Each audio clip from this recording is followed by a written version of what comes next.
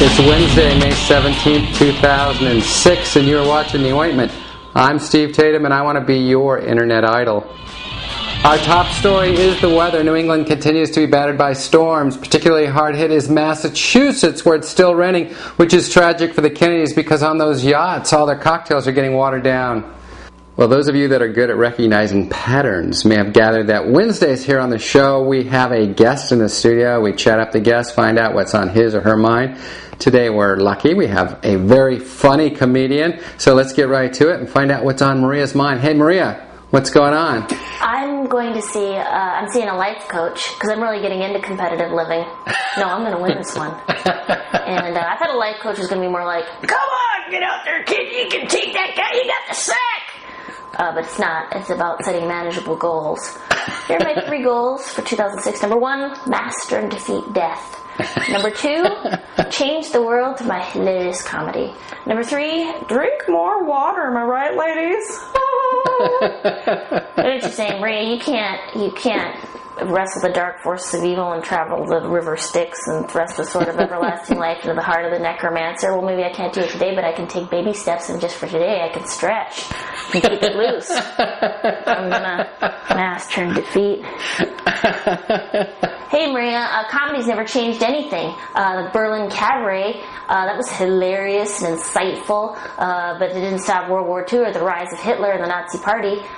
So what do you think you're going to do? Well, if I do comedy, I'll feel good. I'll feel like I tried something. I'll feel at peace. But guess what I just found out? If you put in Raisin Bran into a bowl and then pour in 2% milk all the way to the top but not going over, I get the same feeling. Drink more water. I can't do it. So now I'm just going to keep my mouth open a little bit when I'm in the shower. Anything that gets in there, it's just gravy. I don't even have to think about it. So I was seeing a therapist. I can't say it properly because I don't take it seriously. And therapist. And I have a lot of anxiety and not your typical anxieties, more like anxieties that only make sense to me. And but they're very important. And so she said, Maria, why don't you sing your anxieties aloud? Let's sing them. Just take the power away from them. Let's sing your anxieties aloud. Let's call those little anxieties gremlins. Why don't we just call them anxieties? Would you feel more comfortable with goblins? Yes. So I have a new song. Hope you enjoy it. It's really been helping me. If I keep the kitchen floor clean, no one will die. As long as I clench my fists at odd intervals, then the darkness within me won't force me to do or say anything inappropriately sexual at dinner parties. As long as I keep humming the tune, I won't turn gay.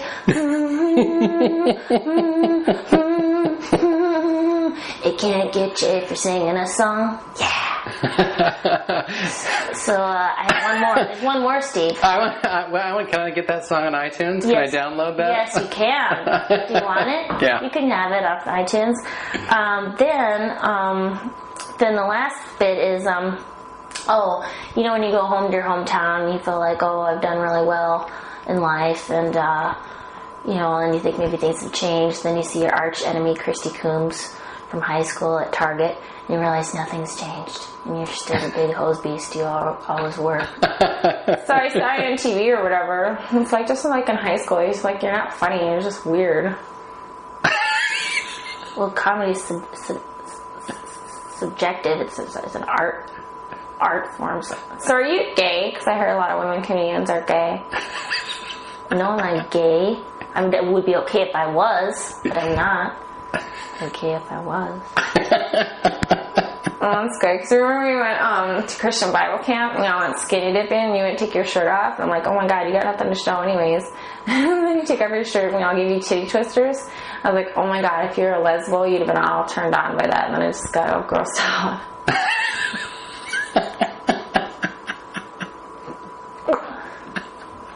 Press debit or credit. Booyah! I don't know who wins in that one because she has health benefits. Steady work.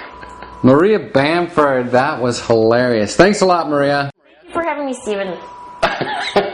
And finally, it wasn't such a happy Mother's Day for Paris Hilton's mom because a gift bag of goodies intended for her was stolen from Paris's home. There were $10,000 worth of gifts, jewelry, accessories in the bag, included a t-shirt reading, "I gave birth to stupid." Well, that's the ointment for today. Thanks for tuning in. I'm Steve Tatum, and that's news. We'll catch you tomorrow, everybody.